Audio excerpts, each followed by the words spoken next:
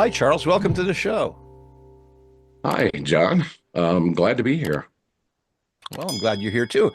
And we're going to be covering five books that you've written, all with a very similar look to them. And it's some sort of adventure series, and I'm really looking forward to hearing about that. But Charles, why don't you tell us first a little bit about yourself? Where do you live? What do you do for a living? And how you got to the point where you wrote all these interesting books? Well, I like to say I had the best childhood a person could have. My parents took me to the Dominican Republic when I was 9, and we spent 8 years down there during revolutions and overthrows of government and what have you. Consequently, they moved us out to the mining camp right on the Caribbean, away from everything. So I was like the Huckleberry Finn of the Caribbean. I could go snorkeling and spearfishing.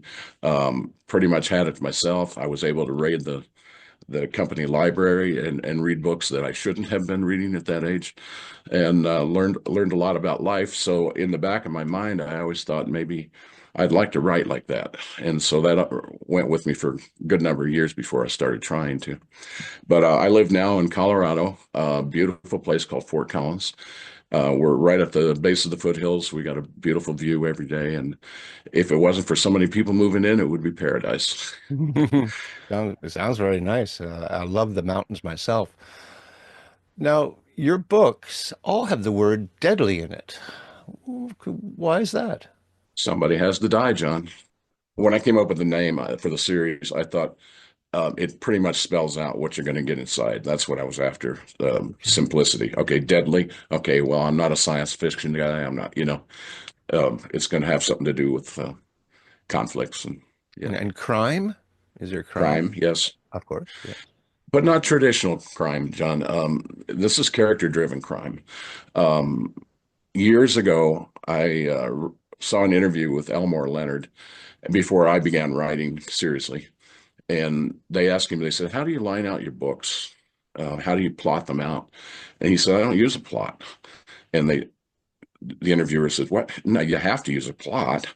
And he says, no. He says, I have a character and I know that character so well inside and out. I just turn him loose and the character writes the novel.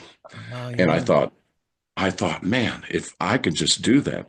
And somehow I have inherited that, maybe just because he programmed me. But that's how I write my books. So the character takes over all the narration and the action. So it's all character driven, which is kind of cool. Oh, I like character-driven stories. Yes, I really do. Because when you get to have a character, and I have a character in my trilogy, and it's going to be a five-book series, that character really drives the plot. I know what you mean. I never thought of it that way, the way you worded it, but sure, yeah, makes total sense. Let's start with your latest one. I understand it's called Deadly Coco Loco. The picture on the front is from a junkyard. I was had a storage yard, and that boat was parked there, and it said Coco Loco, and it had all the air about being somebody had lived on the ocean, and it had a barbecue on the front built in, stuff like that. It was just like somebody lived on the ocean in this boat, and every time I'd go to get anything out of the storage unit, my mind would just start spinning, and I'd go, I got to write a book about this. And even though it's just kind of a part of the book, it gave me all these ideas of sailing from Miami to the Dominican Republic with the main character, and then all the things that happen along the way. It's a pretty wild ride, but it's juxtaposed with a story where the main character gets involved finally with a woman and gets her pregnant, and they decide to come from the islands back to the United States to a redneck part of Indiana to have the baby. And he gets hooked up with this whole underground of rednecks. Anyway, so he gets hooked up with that, and then this buddy finds this old boat that the Coco Loco that had been abandoned because her husband had abandoned her, and she kept it just out of sentimentality. So he ends up having all the redneck army fix it up and takes it down to Miami to sail it to the Dominican. Hmm. And then it gets totally wild. But the juxtaposition, the Indiana part is all humor pretty much, and the ocean part is very very heavy. Okay. So it works well, and that's the way I tell stories, and like back and forth, right? Like until they come together. Right. So I tend to weave. Yeah. Yeah. Great. So what's the name of your lead character? Steve Hartshorn. A hart is a male deer, and a horn, of course, is the horn. So it's Hart's horn, the horn of a male deer. But I thought it was a very strong character name. Okay. And what's his position? Is he a police officer or what does he do?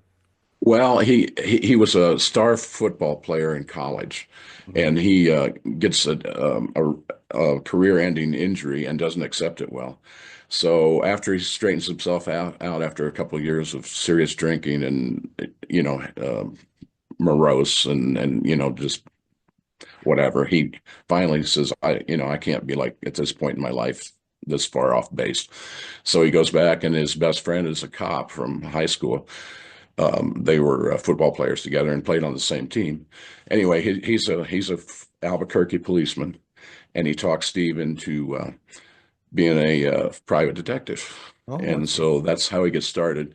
And then the private detective thing it becomes underground as the plots go on, because he pretty much abandons that, but he has the skills. Hmm. So he uses that a lot when he has encounters and what have you. Okay. But yeah, like I say, it's loose crime fiction. It's more the character figuring himself out. I mean, Steve has no end of foibles and troubles, and Sure. so that kind of puts the depth in the books. I guess inner conflict. There's some of Yeah, that. there you go. That's a Yeah. good way to say it. Yeah, sure. So does this character Steve start his practice in Albuquerque? Yes, he does. Pretty much, he calls it like a peeper, or whatever. He's this Yeah. long lens spy, right? For Hmm. divorce cases, that kind of thing. I see. Um, and those things, of course, get him in conflicts as well. I bet. I bet. I just finished watching the Breaking Bad series again. Oh my It had goodness. been many years since I've seen it, and I'm reminded about Albuquerque. So when you said that, are there any kind of things like that going on with drugs and that sort of thing? Oh, absolutely. Quite a bit in the first book, Deadly Triangle. It's all set in Albuquerque to begin with, and then when he falls out of favor with his sport, he goes to the islands, and then things take off in the islands, and then he eventually wants to come back to Albuquerque, and does later in the novels.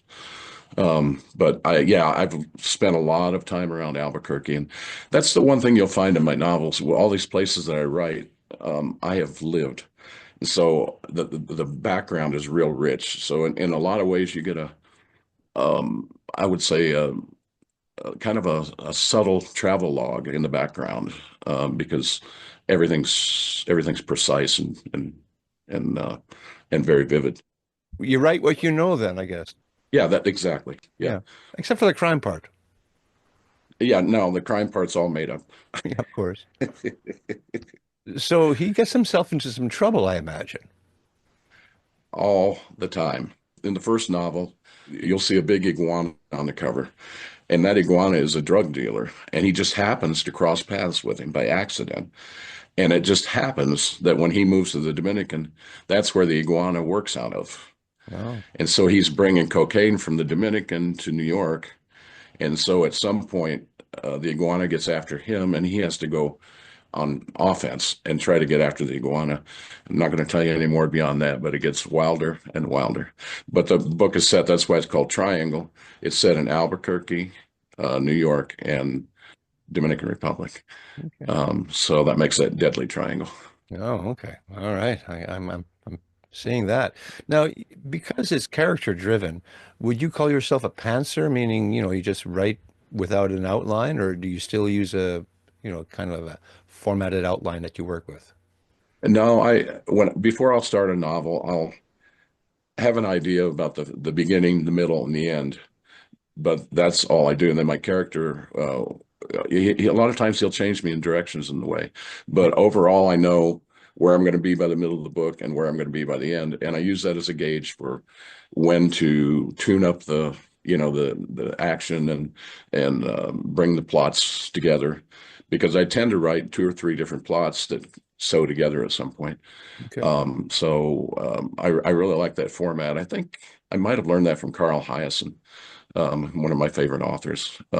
But it's just a lot of fun to do it that way. Yeah. And some people don't get it immediately, but once they read one and they realize how it works, then they're kind of hooked.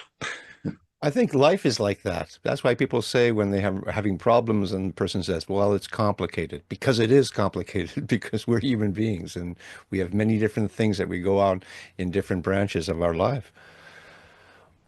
What's the connection Absolutely. then between book one and book two?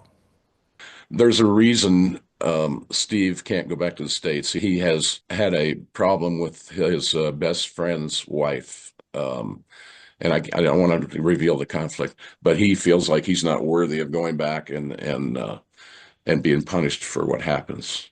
So he stays in the Dominican and is just having kind of a glorious little holiday. And all of a sudden, he gets a notice that there's somebody wants to see him. He's coming in on a cruise ship. And it turns out to be one of the other characters that goes through part of the series.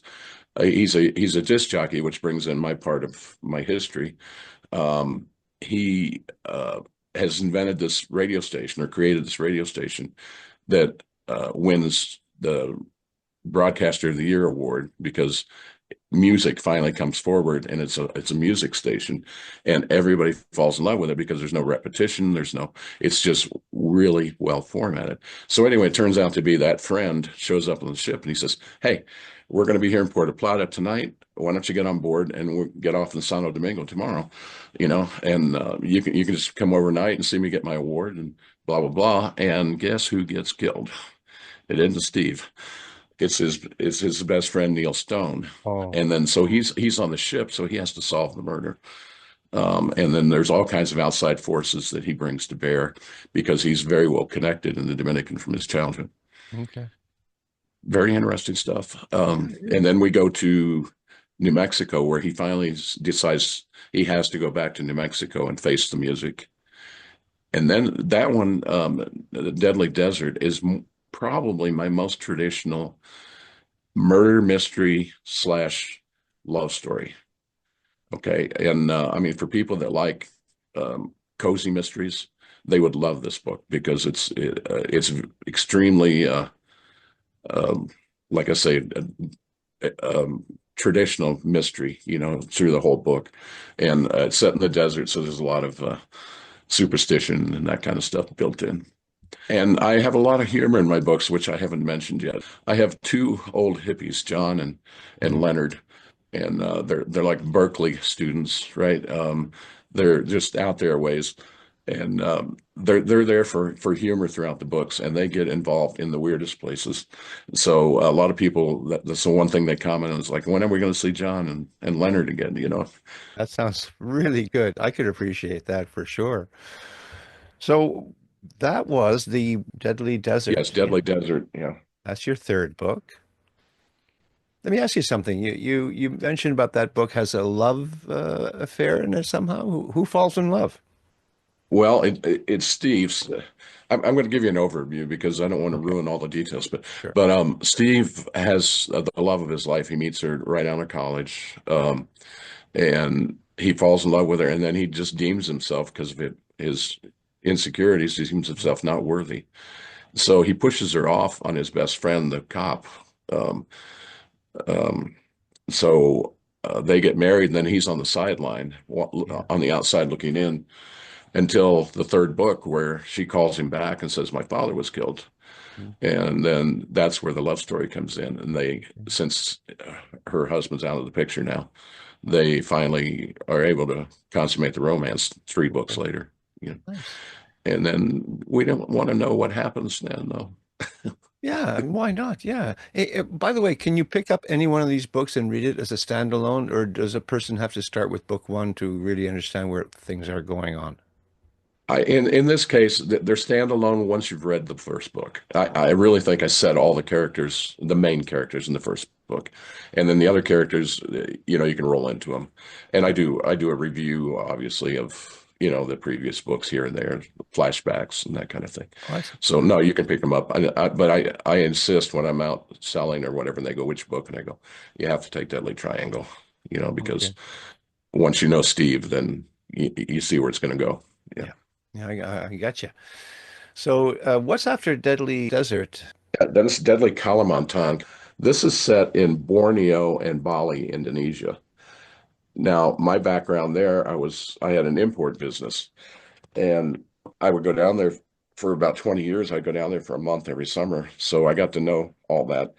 And I just loved it down there, and I loved all the atmosphere and everything. So turns out Steve has to run away from life by this point, and he just picks a spot on the map, and he picks Bali by accident.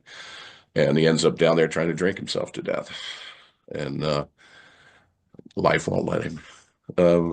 He gets into Malaysian mobsters, kidnappers. There's a headhunter. There's all kinds of things when you get into Borneo. It's a wild, wild ride. It is. Yeah. And like I say, it turns into a travel log. If you've never traveled from this country to Asia, the first part of that book is that voyage, and it is grueling. But it gives you the whole thing about, how do you tell one Asian from another? Where am I? Yeah. So it's kind of fun. If you've been to Asia, it's probably going to be boring for that first bit, but it's woven into the plot. Good. Excellent. On average, how long are your books? 220, 230 pages. Yeah. I think I got that from somebody that it was in a writers group way back, and they said that's probably average for your genre, Yeah. and so I try to keep it to that because I don't want to bore people and go too far in places. Right. But they're yeah, about 220 pages, and they're a good read. They're like a weekend read. In For fact, I sure. get that a lot. It's like I read it over the weekend. Yeah, exactly. You know what caught my eye when I was doing a little bit of research in you before I was setting up to do this conversation? I was reminded, because of course I do my homework a few weeks earlier. Oh yeah, this set of books. Every single book has a particular look to it. I like that. It's a cool, consistent thing to do. How did you come up with these looks for your books? That's interesting because when you self-publish, you're pretty much starting from scratch as far as having a cover designer and all that, right? Mhm. Editors, and so I have a friend who's an avid writer, but he's a family guy and he has no time to write. But anyway, we're close friends and neighbors, and he said, "I've got a buddy that I grew up with, and he's getting out of CSU, Colorado State, and he's going to do graphic design." And I was floundering on trying to find a designer, and I said, "Well, let me give him a try." And at first, I thought his stuff was a little cartoonish, but then I got used to it. And so we've worked together for the whole series. I come up with an idea, I'll give it to him. He takes it out as far as he can in his direction, and then I reel him back in and try to make it a little more realistic looking. But I also want to sell the plot as much as possible. So if you really study my covers after you've read the book, you'll see I've woven the plots into each cover. Yeah, I can see that. Yeah, for sure. Mhm. In fact, my first thought was, I'm looking at Deadly Voyage, for instance. It is a bit cartoonish, but I like it. I really like, I mean, the clouds are interesting. The glasses on the table. It almost looks like AI, but it's not AI, you know? No, it's not. I don't know what he uses. He does it, and we've gotten the system down. I have one more coming in the series, and we'll probably work on that one on this. But then my next book that I'm writing, I actually designed the cover on AI, but there was a reason for that, and I really like it. But that's way ahead of things. I haven't finished the book yet. All right. So you say you have one more Deadly book in the Yes. series, so you're going to have six, and then you're going to switch gears and write something different? Yeah. Yes. Uh, One book I've got three-quarters finished is actually I don't know if you call it an autobiography, but a history of the Dominican Republic when I was growing up there, when there was a dictator and he got overthrown, well, actually got assassinated, and Hmm. then all the preceding governments. As I was cleaning out my parents' house after they passed, I found my dad's notes from that period. So I have his little diary notes for every day during the revolution and everything. Then I can get all the information from history. And then I have my memories and my brother's memories from when we were there. Right. So I'm writing in three parts like that. Each area I'll talk about how it was for me, and also I'll have the headlines of like what was happening in the history, and then I'll have my dad's notes. And so it's from three perspectives each chapter.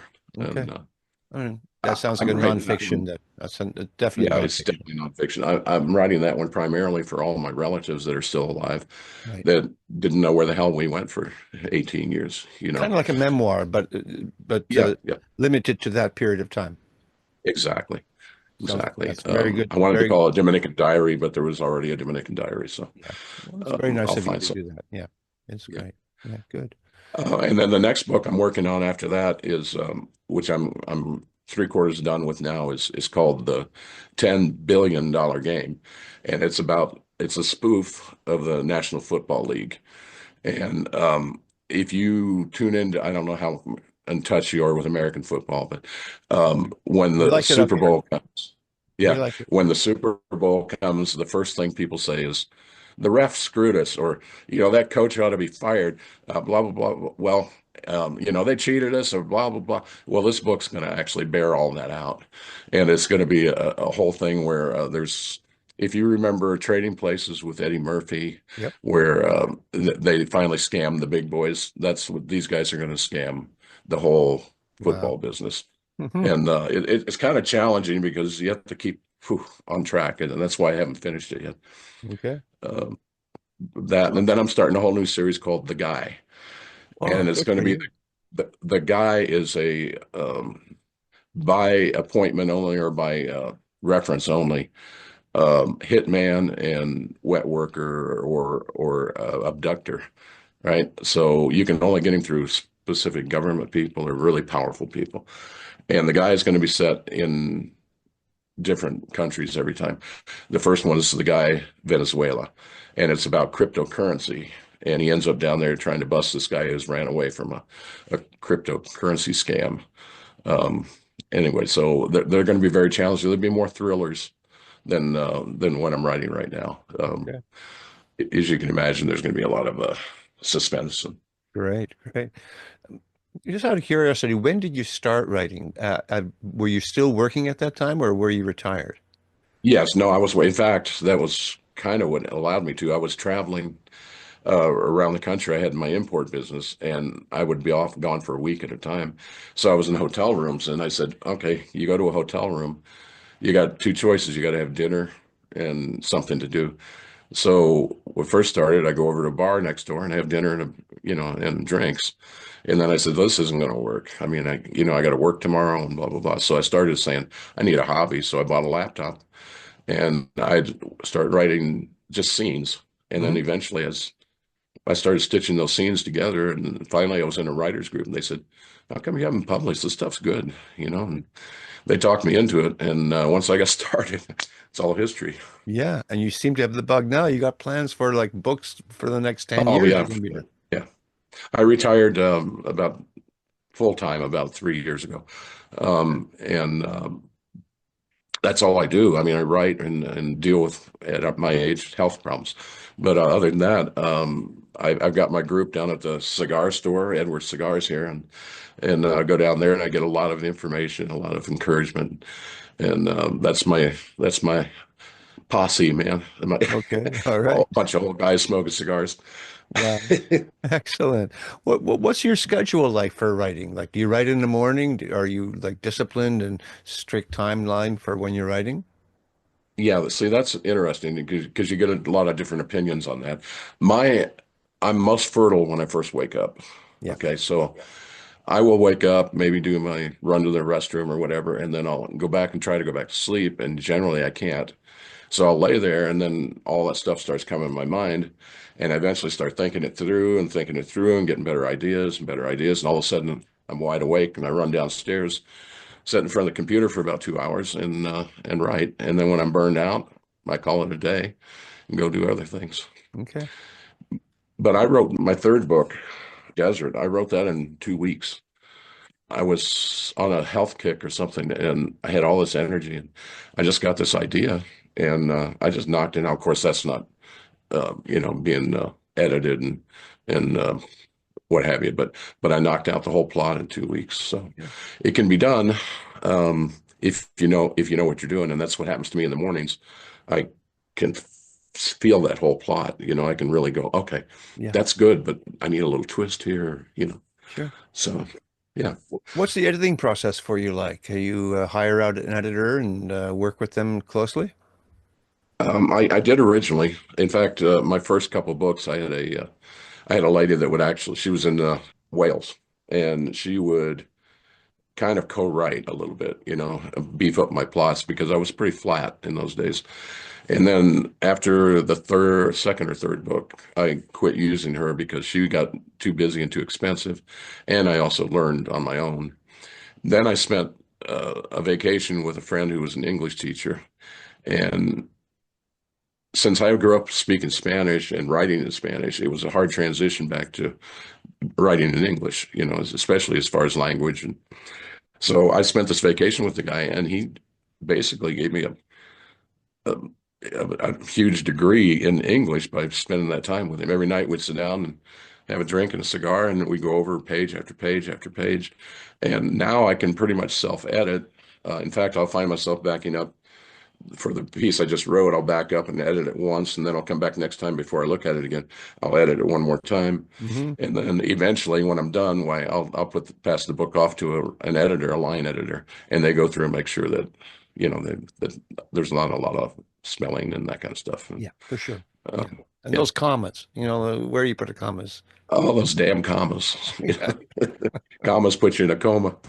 There you go. Yeah. What's sales like for you for these books?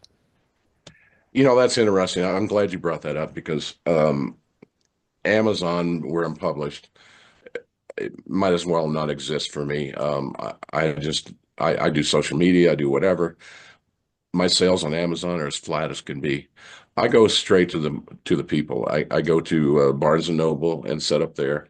I do farmers markets where I set up a booth and I do very well there. And then I'm on a winter's farmers market right now, and it's extremely good. But my whole thing for sales is to get that first book in their hands because inevitably they come back for all the other four. What I'm thinking of when I ask that question, how are sales? Uh, I'm realizing now, having done this for 3 years, that in the beginning I actually meant how are sales? How much money are you making? But I yeah, think yeah. that what I mean by that now is that how is it being received? Because no, we're not going to become rich selling your books or Oh my God, no. books. Goodness, no. No. But it's a great feeling when people actually buy the book and then write a review or tell you personally what they think of it. That's the thing I'm talking about sales. It's more like how are your books being received is what I should be asking. Yeah, like I said, the most rewarding thing for me is if I'm at a farmer's market in May, and people keep coming back, the same people buying the next one and the next one and the next one tells me that they like it. But to give you some idea, the people I know that I hang around with, they've nicknamed me the iguana because of that first cover with the iguana on there. And it's become a nickname. So now I have a personal license plate that says Iguana One. Still It's lives. kind of embarrassing, but no, I've got an identity, and once I can get people to read that first book, it's pretty much smooth sailing. Um, yeah, but you're there. You have to struggle with it, and I probably move 30 books a month. Mhm. So Sure. which is not good, not bad. But But you I've put had two yourself bestsellers. out there. You put you literally you don't not sitting at home and putting on social media, which most of us do Right. that, and it doesn't really work. I'm glad Doesn't to see amount you're to anything. going up there. Yeah. And I had two bestsellers out of the chute, which my editor helped me write. So I came out with Deadly Kalimantan and Deadly Desert, and I pissed everybody off because I wrote them out of order. So everybody's like, "Well, which is the first book?" And then so I Mhm. eventually filled in all five, which made everybody happy. Yeah. They don't understand the writing process is grueling, isn't it? Now, here's a question. Uh, all your covers are wonderful. they don't say book one or book two. How is a person supposed to know? That's a great question. Um, I try to put it at the back of the book, the sequence. I don't know that I did that in every one, but occasionally I'll republish and update things like that. And I'm going to do that, make sure but I also try to promo the next book in the series in the back, coming next. Here's a scene from Right. from uh, the next release. Yeah.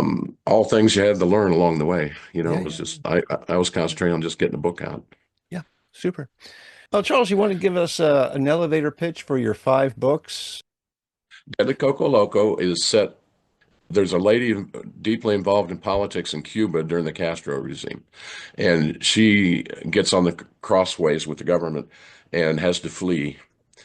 And then Steve Hartshorn takes his soon-to-be married wife back to her roots so they can deliver a baby in the United States. And that's where he gets the boat, the Coco Loco. And then they go down to Miami, and he crosses paths with Felicidad, who's fleeing from Cuba. And that's how the whole Cuban government gets involved in their trip across the ocean. Pretty exciting stuff.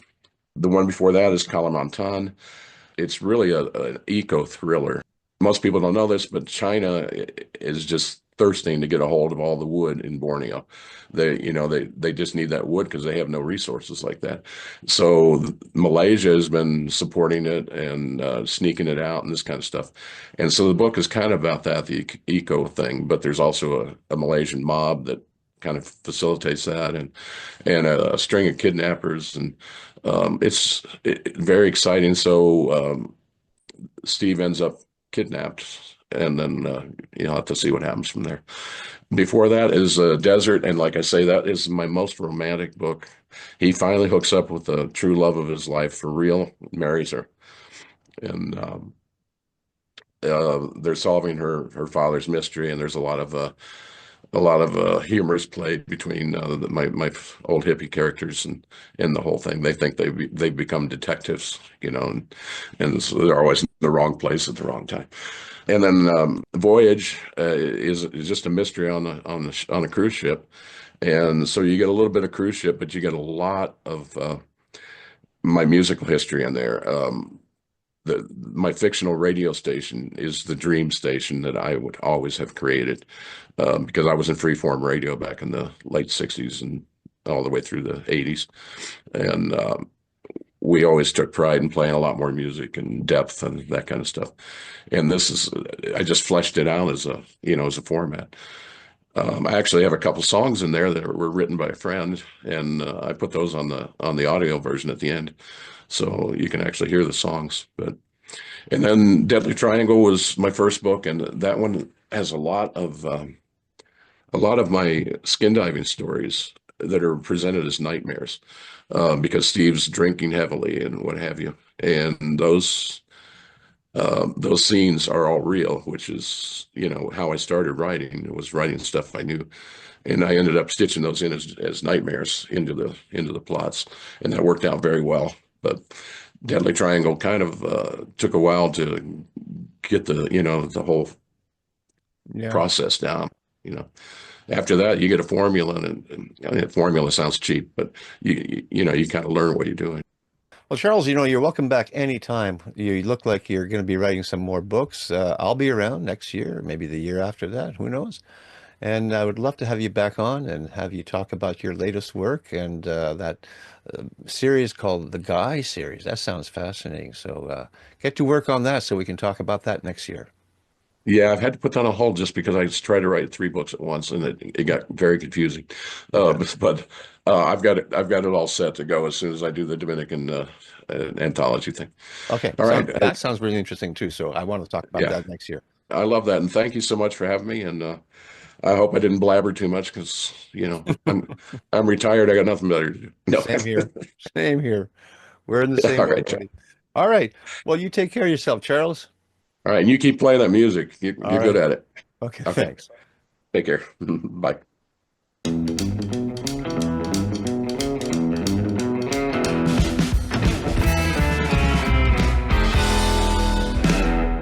Thank you for watching.